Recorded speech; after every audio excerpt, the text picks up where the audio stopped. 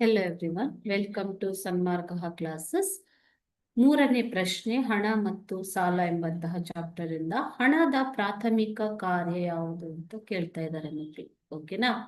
So ಹಣದ ಕಾರ್ಯಗಳಲ್ಲಿ ಪ್ರಾಥಮಿಕ, ಪೂರಕ ಕಾರ್ಯಗಳು ಮತ್ತು ಇತರೆ ಕಾರ್ಯಗಳು ಎಂಬುದಾಗಿ 3 ವಿಭಾಗಗಳನ್ನ ಮಾಡಲಾಗಿದೆ ಮಕ್ಕಳೇ. ಓಕೆ, ಸೊ ಹಣದ ಪ್ರಾಥಮಿಕ ಕಾರ್ಯವೇನು? ಹಾಗಾದ್ರೆ ಆಪ್ಷನ್ಸ್ ನೋಡೋಣ. ಆಪ್ಷನ್ ಎ ಮನರಂಜನೆ ನೀಡುವುದು, ಆಪ್ಷನ್ ಬಿ ಹಣದುಬ್ಬರ ಉಂಟು ಮಾಡುವುದು, ಆಪ್ಷನ್ ಸಿ ವಿನಿಮಯ ಮಾಧ್ಯಮ, ಆಪ್ಷನ್ ಡಿ ಸುಲಭದ ಸಾಗಾಣಿಕೆ.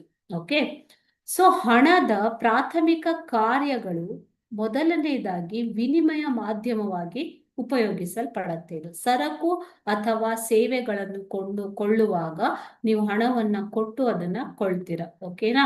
ಸೊ ಈ ಹಣದ ಬಳಕೆಯು ಅತಿ ಮುಖ್ಯವಾಗಿದೆ. ಓಕೆ, ಸೊ ಮೊದಲನೇದಾಗಿ ಮಾರುಕಟ್ಟೆಯಲ್ಲಿ ಸರಕು ಮತ್ತು ಸೇವೆಗಳನ್ನ ಮಾರಾಟ ಮಾಡುವುದರಿಂದ ಹಣ ಲಭ್ಯವಾಗುತ್ತದೆ. ಎರಡನೇದಾಗಿ ಹಣವನ್ನ ಬಳಸಿಕೊಂಡು ಮಾರುಕಟ್ಟೆಯಿಂದ ಸರಕು ಮತ್ತು ಸೇವೆಗಳನ್ನ ಕೊಳ್ಳಲಾಗುತ್ತೆ.